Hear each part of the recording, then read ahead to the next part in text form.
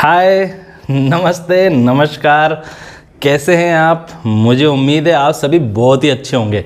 देखिए, हम पढ़ रहे हैं पेपर सेल बायोलॉजी और जेनेटिक्स, लेकिन जो ये टॉपिक है ना म्यूटेशन, ये आपके आरबीएससी बायोलॉजी में भी है, सीबीएसई के अंदर तो पूरा का पूरा चैप्टर ही है म्यूटेशन का।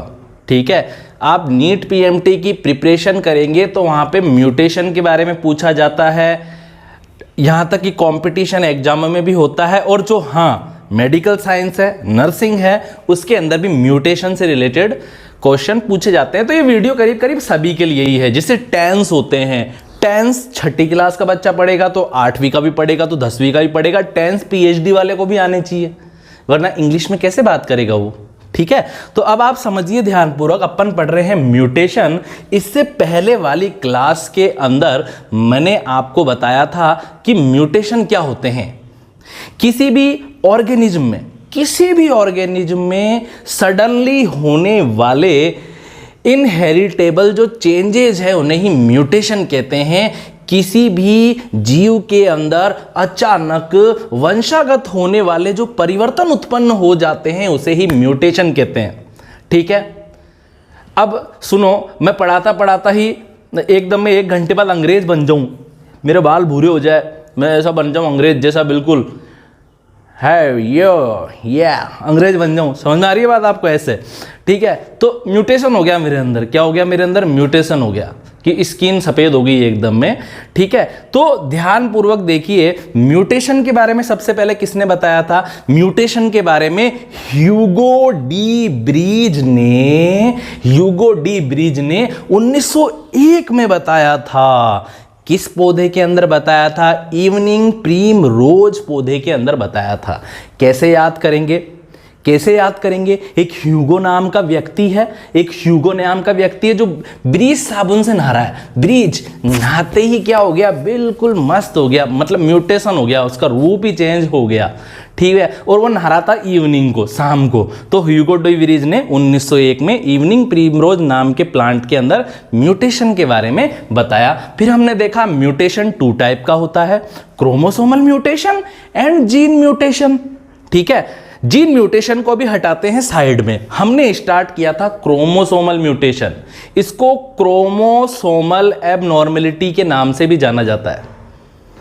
हमने फिर स्टार्ट किया था क्रोमोसोमल म्यूटेशन, इसे क्रोमोसोमल एबेरेशन के नाम से भी जाना जाता है। फिर हमने पढ़ा कि क्रोमोसोमल म्यूटेशन भी 2 टाइप का है। न्यूमेरिकल चेंजेज इन क्रोमोसोम, मतलब क्रोमोसोम की संख्या में परिवर्तन हो जाए तो म्यूटेशन। हमारे अंदर कितने क्रोमोसोम पाए जाते हैं? 46 पाए जाते हैं। अगर ये 46 हो जाए तो 47 हो जाए तो 48 हो जाए, 49 हो जाए, या कम कर देते हैं 45 हो जाए, 44 हो जाए, 43 हो जाए, तो ये किस प्रकार का म्यूटेशन है? ये क्रोमोसोमल म्यूटेशन है। और क्रोमोसोमल म्यूटेशन में भी किस टाइप का म्यूटेशन है? न्यूमेरिकल चेंजेज इन क्रोमोसोम है ये। ठीक है, आज अपन क्या पढ़ेंगे? Structural changes in chromosome. तो क्रोमोसोमल म्यूटेशन 2 प्रकार का होता है। क्रोमोसोम की संख्या घटने या बढ़ने को क्या बोलते हैं? न्यूमेरिकल चेंजेज इन क्रोमोसोम के नाम से जाना जाता है। ये क्रोमोसोमल म्यूटेशन का फर्स्ट टाइप था। आज हम सेकंड टाइप के बारे में पढ़ेंगे, स्ट्रक्चरल चेंजेज इन क्रोमोसोम्स। फर्स्ट वाला तो हम पढ़ चुके हैं, आप प्रीवियस वीडियो जरूर देखिए। आज हम क्या पढ़ेंगे? स्ट्रक्चरल चेंजेज इन क्रोमोसोम्स के बारे में पढ़ेंगे। सबसे पहले देखो, रिवीजन के अंदर अपन देखते हैं। देखो, न्यूमेरिकल चेंजेज इन क्रोमोसोम की संख्या 47 हो गई, 1 बढ़ गया। 46 की जगह कितनी हो गई हमारे अंदर? तो डाउन सिंड्रोम हो गया, क्योंकि 21वें नंबर का जो क्रोमोसोम है उसकी संख्या बढ़ गई। तो डाउन सिंड्रोम हो गया, टर्नर सिंड्रोम हो गया। इस टाइप के जो सिंड्रोम है ना, वो क्रोमोसोम की संख्या घटने या बढ़ने के कारण होते हैं। ज्यादातर जो बॉडी के अंदर सिंड्रोम उत्पन्न हो जाते हैं, सलक्षण उत्पन्न हो जाते हैं, ठीक है, जैसे Turner syndrome, Klinefelter syndrome, down syndrome, ये क्रोमोसोम की संख्या घटने या बढ़ने के कारण होते हैं। आज अपन क्या देख रहे हैं? स्ट्रक्चरल चेंजेज इन क्रोमोसोम के बारे में आज अपन पढ़ रहे हैं। देखिए स्ट्रक्चरल चेंजेज इन क्रोमोसोम, देखिए इन this type of mutation structural changes in chromosome, इस प्रकार के म्यूटेशन में, इस प्रकार के उत्परिवर्तन में गुणसूत्रों की संख्या में परिवर्तन नहीं होता है, बल्कि गुणसूत्रों की संरचना में परिवर्तन हो जाता है। समझो ध्यानपूर्वक, देखो ये एक क्रोमोसोम है। अब इस क्रोमोसोम के अंदर न्यूमेरिकल चेंजेज हुआ, न्यूमेरिकल चेंजेज होने से कितने बन गए? 2 बन गए, और चेंज हुआ 3 हो गए। तो ये वाला जो चेंजेज है न्यूमेरिकल चेंजेज है, लेकिन अपन क्या पढ़ रहे हैं? स्ट्रक्चरल चेंजेज पढ़ रहे हैं। क्या पढ़ रहे हैं? स्ट्रक्चरल चेंजेज पढ़ रहे हैं। स्ट्रक्चरल चेंजेज का मतलब कि जैसे यह एक क्रोमोसोम है और इसका कुछ लक्षण है, कुछ लक्षण है, ठीक है। अब जैसे ही इसके अंदर स्ट्रक्चरल चेंजेज हुआ, मतलब कुछ इसका भाग टूट गया, ठीक है, संख्या घट बढ़ नहीं रही है, मतलब इसके अंदर ही कुछ चेंज हो गया। तो अब देखो इसका कैरेक्टर चेंज हो गया, नहीं हो गया? पहले लिख नहीं पा रहा था, अब लिख पा रहा है। तो क्या है यहां पर कि इन this type of mutation structural changes in chromosome, इस प्रकार के उत्परिवर्तन में गुणसूत्रों में संरचनात्मक परिवर्तन हो जाते हैं। In this type of mutation main behaviour और the nature of the chromosome change, इस प्रकार के उत्परिवर्तन में जो गुणसूत्र है उसका जो मुख्य जो व्यवहार है और जो उसकी जो प्रवृत्ति है वो क्या हो जाती है? चेंज हो जाती है, परिवर्तित हो जाती है, ठीक है। Structural changes in chromosome are 4 type. Structural changes in chromosome are mainly of 4 type. जो गुणसूत्रों में संरचनात्मक परिवर्तन है वो मुख्यतः 4 प्रकार के होते हैं। कितने प्रकार के होते हैं? 4 प्रकार के होते हैं। देखिए इन चारों के नाम देख लेते हैं अपन। सबसे पहला है डिलेशन, जिसे विलोपन कहते हैं। दूसरा है ट्रांसलोकेशन, जिसे स्थानांतरण कहते हैं। तीसरा है इन्वर्शन। क्या है तीसरा? इन्वर्शन है, जिसे व्युत्क्रमण कहते हैं। व्युत्क्रमण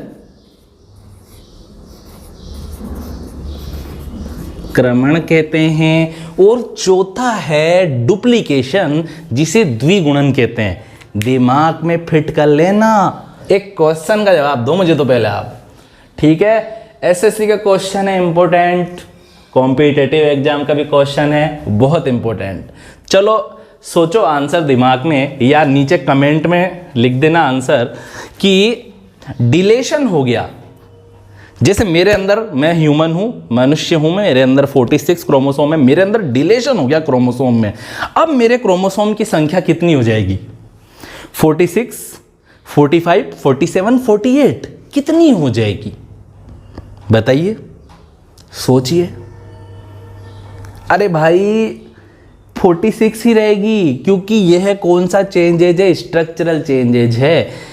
क्रोमोसोम की संरचना में परिवर्तन हो रहा है, संख्या तो वो की वही रहेगी, ठीक है। डिले तो कोई सा भी हो जाए क्रोमोसोम में, चाहे डिलेशन हो जाए, चाहे ट्रांसलोकेशन हो जाए, चाहे इन्वर्शन हो जाए, चाहे डुप्लीकेशन हो जाए, कभी भी गुणसूत्रों की संख्या में कोई भी परिवर्तन नहीं होगा, बल्कि बस उसकी संरचना में परिवर्तन हो जाएगा। अपन जल्दी जल्दी देख लेते हैं ध्यानपूर्वक। सबसे पहले है डिलेशन।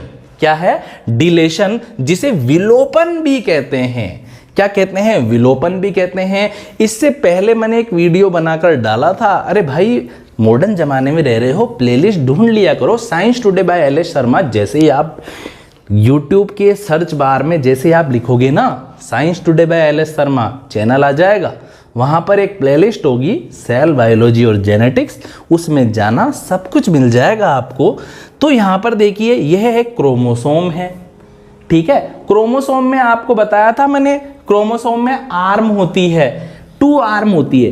वैसे तो 4 आर्म होती है, लेकिन 2 इधर होती है, 2 इधर होती है, लेकिन मैं सिंपल तरीके से बता रहा हूं कि एक आर्म इधर है, दूसरी आर्म इधर है, और बीच में होता है क्या है? गुणसूत्र बिंदु होता है, जिसे क्या बोलते हैं? सेंट्रोमियर कहते हैं, ठीक है। अब देखना आप ध्यानपूर्वक, अब आ रही है मेन बात। देखो यह बीच में सेंट्रोमियर है, ये पहली आर्म है, ये सेकंड आर्म है। अब इधर देखो ए बी सी, इस वाली आर्म के अंदर माना कि 3 जीन पाए जा रहे हैं ए बी और सी। इस वाली आर्म के अंदर भी 3 जीन पाए जा रहे हैं डी ई और एफ। अब क्या हो गया यहां पर, बी का क्या हो गया, डिलेशन हो गया। क्या हो गया, बी का विलोपन हो गया, बी गायब हो गया। तो क्रोमोसोम का साइज छोटा हो जाएगा ना, उसका आकार क्या हो जाएगा, छोटा हो जाएगा। लेकिन क्रोमोसोम की संख्या में कोई परिवर्तन नहीं होगा। तो केवल क्या रह गया, ए रह गया, सी रह गया, ये बिंदु गुणसूत्र बिंदु या सेंट्रोमियर। ऐसा कैसा आ गया, देखो ए सी सेंट्रोमियर, डी ई एफ। आपको आ गया होगा समझ में डिलेशन किसे कहते हैं।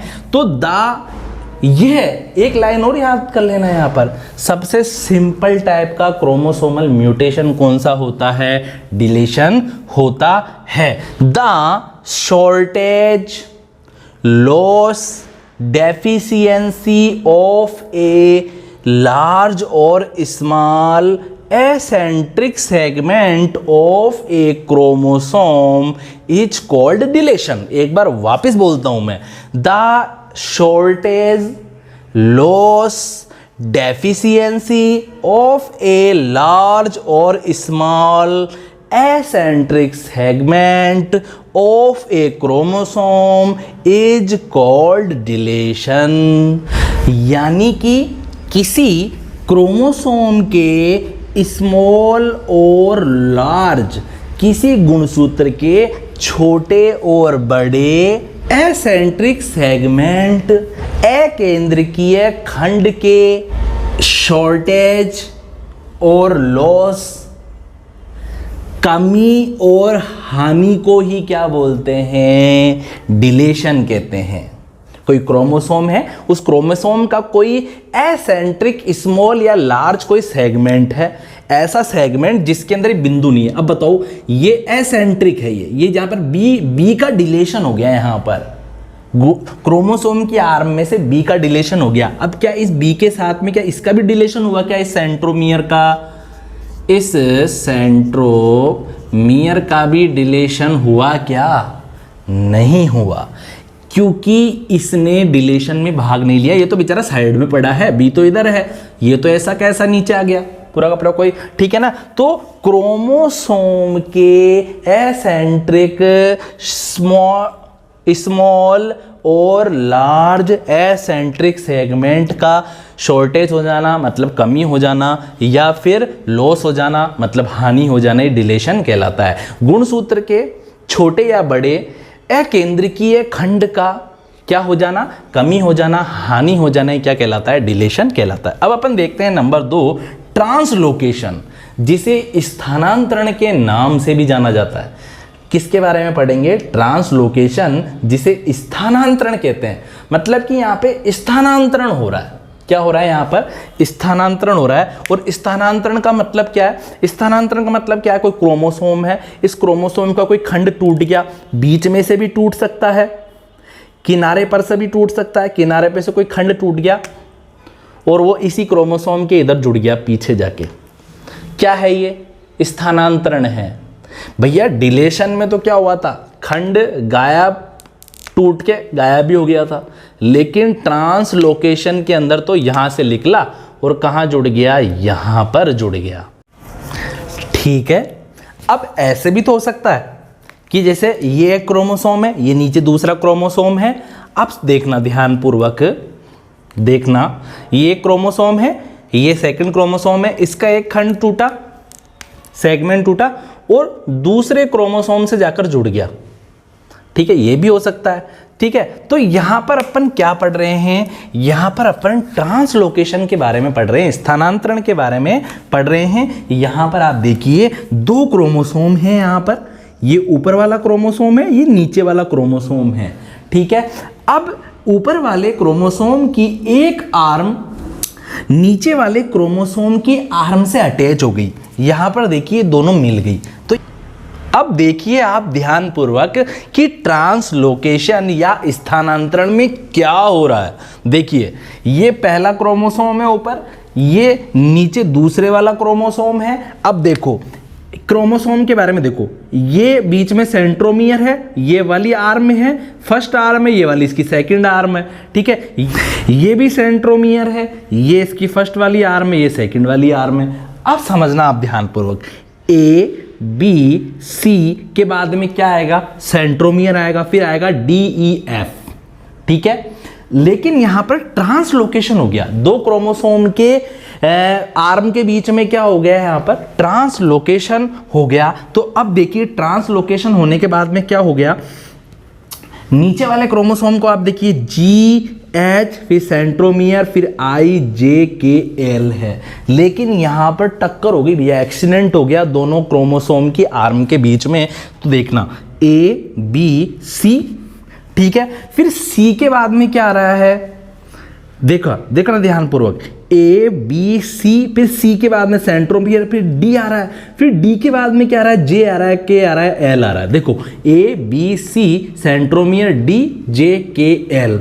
भैया जो नीचे वाला जो क्रोमोसोम था उसकी आर्म ऊपर आकर ऊपर वाले क्रोमोसोम की आर्म में जुड़ गई, यही तो ट्रांसलोकेशन है। इसी प्रकार से जो ऊपर वाला क्रोमोसोम था उसकी आर्म नीचे वाले क्रोमोसोम की आर्म से जुड़ गई। देखो यहां पर A B C D E F होना चाहिए था, लेकिन क्या हो गया यहां पर क्या हो गया, ए B C D J K L हो गया, ठीक है। इसी प्रकार से नीचे वाले के अंदर क्या होना चाहिए था, जी H I J K L होना चाहिए था, लेकिन भैया जे के तो ऊपर चले गया। तो क्या हो जाएगा, अब देखो जी एच आई, फिर ई, फिर F, G H I E F.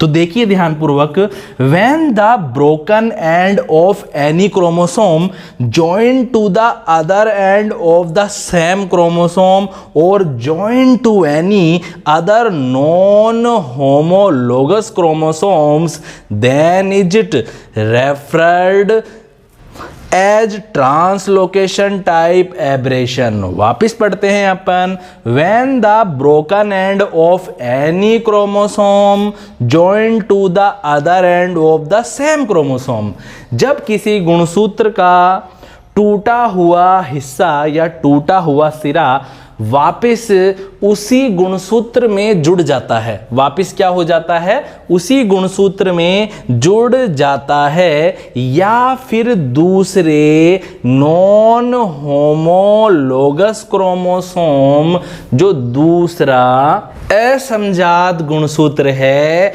उससे जुड़ जाए, तो इसे ही क्या बोलते हैं, ट्रांसलोकेशन या स्थानांतरण कहते हैं। ट्रांसलोकेशन के अंदर एक गुणसूत्र का कुछ हिस्सा है वो टूट गया, एंड टूट गया, वो इसमें भी जुड़ सकता है, या फिर इसकी जगह किसी दूसरे असमजात गुणसूत्र से भी जाकर जुड़ सकता है। अब अपन देखते हैं इन्वर्शन के बारे में, बिल्कुल ही सरल है। इन्वर्शन को क्या बोलते हैं, व्युत्क्रमण भी बोलते हैं। इसे प्रतिलोमन व्युत्क्रमण के नाम से भी जाना जाता है। क्या जाना जाता है इसे, प्रतिलोमन व्युत्क्रमण के नाम से भी जाना जाता है। क्या बोलते हैं इसे, प्रतिलोमन व्युत्क्रमण के नाम से भी जाना जाता है। माना कि यह एक क्रोमोसोम है, क्या है ये, क्रोमोसोम है। माना कि ये बीच में ये क्या है, सेंट्रोमियर है, गोल तो है नहीं, ये जादूगर तो हो नहीं जो ऐसे करके गोल कर दो, इसे गोल मान लो, ठीक है। बीच में गोल है, सेंट्रोमियर है, ये फर्स्ट आर्म, इधर वाली आर्म, और ये उधर वाली आर्म, ठीक है। अब देखना आप ध्यानपूर्वक, अब कैसे पकड़ो, ये तो ज़्यादा लंबा है, लेकिन फिर भी मैं आपको समझाने का प्रयास करूंगा। क्या बोल रहा है यहाँ पर, इन्वर्शन के अंदर क्या होता है, कोई गुणसूत्र है वो बीच में दो जगह से टूट जाता है।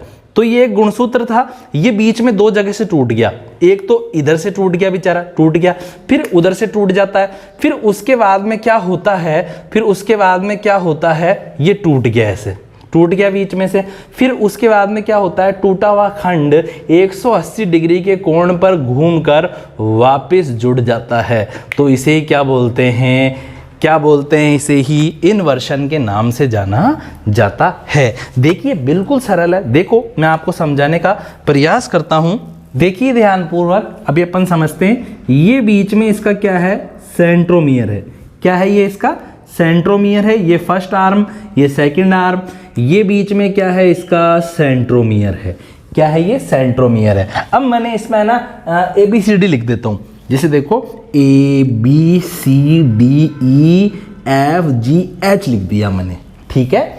कुछ भी लिख सकते हो आप, IJKLMNPQRST कुछ भी लिख सकते हो, तो मैंने लिख दिया है यहाँ पर। अब देखो मैंने बी और डी के बीच में कट लगाया, ठीक है। फिर क्या हो गया, उसके बाद में क्या होता है, दो जगह से टूट जाता है। कोई भी आर्म का जो सेगमेंट है वो दो जगह से टूट जाता है। फिर वो टूटा हुआ खंड कैसे घूमता है, 180 डिग्री के कोण पर घूमता है। कैसे घूमता है, 180 डिग्री के कोण पर घूमता है और घूमकर फिर वापस जुड़ जाता है। क्या हो जाता है, वापस जुड़ जाता है। तो यहां पर आप देखिए ए हो गया, अब घूमकर जुड़ गया तो ए के बाद में बी ना होकर क्या हो जाएगा, डी सी बी, फिर ई एफ जी एच हो जाएगा। तो देखो A D C B E F G H, जब किसी क्रोमोसोम के कोई खंड दो जगह से टूटकर वह खंड 180 डिग्री के कोण पर घूमकर वापस उसी जगह जुड़ जाता है, तो इसे क्या बोलते हैं, इसे इन्वर्शन बोलते हैं। और यह इन्वर्शन टू टाइप का होता है, पैरासेंट्रिक इन्वर्शन, जिसे पराकेंद्री व्युत्क्रमण के नाम से भी जाना जाता है। व्युत्क्रमण को प्रतिलोमन भी कह सकते हैं, याद रखना, मैं लिख देता हूं यहां पर, प्रतिलोमन व्युत्क्रमण, प्रतिलोमन व्युत्क्रमण के नाम से भी इसे जाना जाता है।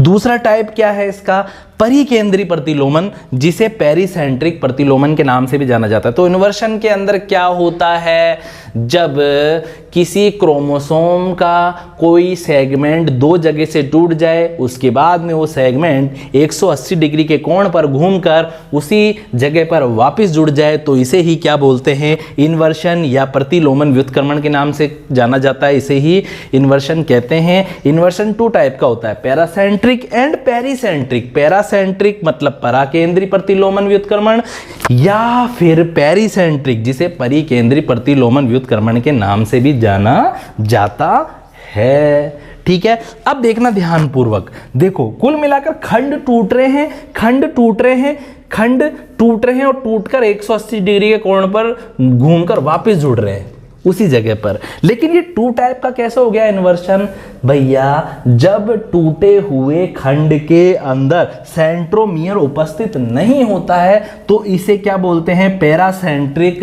इन्वर्शन के नाम से जाना जाता है। देखो यहां पर ये जो खंड था यहां से टूटा, देखो ध्यान पूर्वक, ये यहां से टूटा, ये यहां से टूट गया और टूटकर फिर घूम गया, टूटकर फिर क्या हो गया, घूम के वापस जुड़ गया। तो बी डी की जगह आ गया और डी बी की जगह आ गया, ठीक है। लेकिन सेंट्रोमियर ने क्या यहां पर पार्टिसिपेट किया, क्या सेंट्रोमियर ने इस इन्वर्शन में कोई पार्टिसिपेट नहीं किया, तो इसे पैरासेंट्रिक या पराकेंद्री व्युत्क्रमण के नाम से भी जाना जाता है। तो कोई आपसे पूछ ले कि पैरासेंट्रिक इन्वर्शन या पराकेंद्री व्युत्क्रमण क्या है, ऐसा इन्वर्शन जिसके अंदर सेंट्रोमियर पार्टिसिपेट नहीं करता है, पैरासेंट्रिक इन्वर्शन के नाम से जाना जाता है। अब दूसरा क्या है, पेरिसेंट्रिक इन्वर्शन, ऐसा इन्वर्शन जिसके अंदर खंड के साथ, ऐसा इन्वर्शन जिसमें क्रोमोसोम के खंड के साथ साथ उस खंड में जुड़े हुए सेंट्रोमियर का भी क्या हो जाता है, इन्वर्शन हो जाता है। इसे क्या बोलते हैं, परिकेंद्री या पेरिसेंट्रिक इन्वर्शन के नाम से जाना जाता है। यहां पर देखिए, आप ध्यान पूर्वक देखिए, यहां पर देखो मैंने यहां पर कट लगाया बी और यहां पर कट लगाया जी, जी और बी के बीच में मैंने यहां पर कट लगाया, ठीक है। तो देखो बी और जी के बीच में देखो ये सेंट्रोमियर भी आ गया ना, पूरा का पूरा ही घूम जाएगा और इसके साथ में सेंट्रोमियर भी घूम जाएगा। तो यहां पर देखो ए के बाद में बी आना चाहिए था, लेकिन नहीं, ए के बाद में कौन आएगा, जी एफ, फिर सेंट्रोमियर, फिर ई डी सी बी, फिर एच आएगा, क्योंकि ऐसा इन्वर्शन जिसमें सेंट्रोमियर भी घूम जाता है पेरिसेंट्रिक इन्वर्शन कहलाता है। और ऐसा इन्वर्शन जिसमें केवल डीएनए का, जिसमें केवल क्रोमोसोम का अकेंद्रकीय खंड, सेंट्रोमियर रहित जो खंड है, जब उसी का इन्वर्शन होता है तो इसे पैरासेंट्रिक इन्वर्शन के नाम से जाना जाता है। देखिए, इन this type of mutation chromosome is broken at first 2 point. इस प्रकार के म्यूटेशन में मतलब इन्वर्शन के अंदर सबसे पहले तो क्रोमोसोम 2 बिंदुओं से टूट जाता है, तो 2 पॉइंट से क्या हो जाता है, वो ब्रेक हो जाता है, टूट जाता है। And this broken segment is rotated eight 180 degree. उसके बाद में ये टूटा हुआ खंड 180 डिग्री के कोण पर घूम जाता है। In it and the rotated part is attached again. फिर उसके बाद में ये 180 डिग्री के कोण पर घूम के वापस जुड़ जाता है। आई बात आपको समझ में? जैसे ऐसे जीम रहा था बैठ के और ऐसे जीमते जीमते जीमते जीमते पीछे वाली थाली में भी खाने लग गया। आई बात आपको समझ में? देखो डुप्लीकेशन के बारे में देख लेते हैं। चौथे प्रकार का म्यूटेशन है द्विगुणन भी कहते हैं। ये भी बिल्कुल सिंपल है, नाम से पता चल रहा है द्विगुणन। देखो ध्यानपूर्वक, ABC सेंट्रोमियर DEF। अरे यहाँ पर कुछ भी लिख सकता हूँ मैं, 1 2 3, फिर सेंट्रोमियर 4 5 6 भी लिख सकता था। डुप्लीकेशन के अंदर क्या होता है, क्रोमोसोम के किसी भाग की पुनरावृत्ति हो जाती है। क्या हो जाता है, रिपीटेड हो जाता है वो, और रिपीटेड हो जाने से जो उसके जीन पाए जा रहे हैं उसमें डुप्लीकेशन हो जाता है, द्विगुणन हो जाता है। देखिए आप ABCDEF। अब माना कि B के अंदर क्या हो गया, B के अंदर डुप्लीकेशन हो गया, B के अंदर क्या हो गया, डुप्लीकेशन हो गया या रिपीटेड हो गया B, जिसके कारण डुप्लीकेशन उत्पन्न हो गया। तो देखो A फिर B 2 बार हो जाएगा, ABBC सेंट्रोमियर DEF। तो sometimes any area of any chromosome repeated twist then duplication of these genes is considered. कभी कभी क्या होता है, क्रोमोसोम का कोई एरिया या पार्ट रिपीटेड हो जाता है, उसकी पुनरावृत्ति हो जाती है, जिसके कारण उस क्रोमोसोम पर पाए जाने वाले जीन का भी डुप्लीकेशन हो जाता है। क्या हो जाता है, द्विगुणन हो जाता है। These extra part of the chromosome में attached to the middle portion और टर्मिनल पोर्शन। यह जो एक्स्ट्रा पार्ट है ना, जो रिपीटेड होने से बना है, यह मिडल पोर्शन में भी जुड़ सकता है, बीच में भी जुड़ सकता था, और चाहे तो ये टर्मिनल एंड पर भी जुड़ सकता है। Terminal portion of duplicated chromosome और एनी अदर क्रोमोसोम। कभी कभी क्या होता है, गुणसूत्र का कोई एरिया है, गुणसूत्र का कोई पार्ट है, उसका रिपीटेड हो गया, वो रिपीटेड हो गया मतलब उसकी पुनरावृत्ति हो गई। पुनरावृत्ति होने से जो जीन पाए जा रहे हैं ना उस जगह पर, उसका डुप्लीकेशन हो गया, द्विगुणन हो गया, डबल हो गए वो। अब वह डुप्लीकेटेड जो पार्ट है या जो रिपीटेड पार्ट है वो या तो बीच में जुड़ सकता है या किनारों पर जुड़ सकता है उसी क्रोमोसोम के, या फिर वो वहां से निकलकर किसी दूसरे क्रोमोसोम के साथ भी जुड़ सकता है। कुल मिलाकर क्रोमोसोम के अंदर जीनों की संख्या बढ़ जाना, ठीक है, क्रोमोसोम के किसी पार्ट का रिपीटेड हो जाना ही क्या कहलाता है, डुप्लीकेशन या द्विगुणन कहलाता है। तो आज अपन ने क्या पढ़ा, आज अपन ने पढ़ा स्ट्रक्चरल चेंजेज इन क्रोमोसोम के बारे में। स्ट्रक्चरल चेंज हो जाता है क्रोमोसोम में, जिसके कारण क्रोमोसोम का बिहेवियर, क्रोमोसोम की नेचर चेंज हो जाती है। फिर हमने पढ़ा 4 टाइप का है डिलेशन, जिसे विलोपन कहते हैं। इसमें क्या होता है, क्रोमोसोम के किसी पार्ट का डिलेशन हो जाता है, विलोपन हो जाता है, गायब हो जाता है, ठीक है। फिर अपन ने पढ़ा ट्रांसलोकेशन, स्थानांतरण। इसमें डीएनए के किसी खंड का क्या हो जाता है, उसी डीएनए में स्थानांतरण हो जाता है या किसी दूसरे डीएनए में भी स्थानांतरण हो सकता है। फिर अपन ने पढ़ा इन्वर्शन। इसके अंदर क्रोमोसोम, सबसे पहले तो क्रोमोसोम का कोई पार्ट 2 जगह से टूटता है, ब्रेक होता है, फिर 180 डिग्री के कोण पर घूमकर वापस उसी क्रोमोसोम में जुड़ जाता है। जब टूटे हुए भाग के अंदर सेंट्रोमियर अनुपस्थित रहता है, एब्सेंट रहता है, तो इसे पैरासेंट्रिक इन्वर्शन कहते हैं। और जब उसके अंदर टूटे हुए भाग के अंदर सेंट्रोमियर भी पार्टिसिपेट करता है तो इसे पेरीसेंट्रिक इन्वर्शन कहते हैं। फिर अपन ने पढ़ा डुप्लीकेशन। इसके अंदर क्या हो जाता है, क्रोमोसोम का कोई पार्ट रिपीटेड हो जाने से डुप्लीकेशन हो जाता है जीनों का। देखो ना यहाँ पर बी का डुप्लीकेशन हुआ तो बी भी हो गया, अरे भैया डी का होता तो डी डी हो जाता, ठीक है। तो आई होप जो आज अपन ने पढ़ा है वो आपको समझ में आ गया होगा, ठीक है। चैनल पर नए हो तो चैनल को सब्सक्राइब करो, और हाँ, सब्सक्राइब के बगल में एक घंटा बना हुआ रहता है, टन टन टन टन, ठीक है, उसको ऑल पर क्लिक करो ताकि वीडियो डालते ही आपको पता लग जाए कि सर ने वीडियो डाल दिया है। सभी अपना ख्याल रखिए।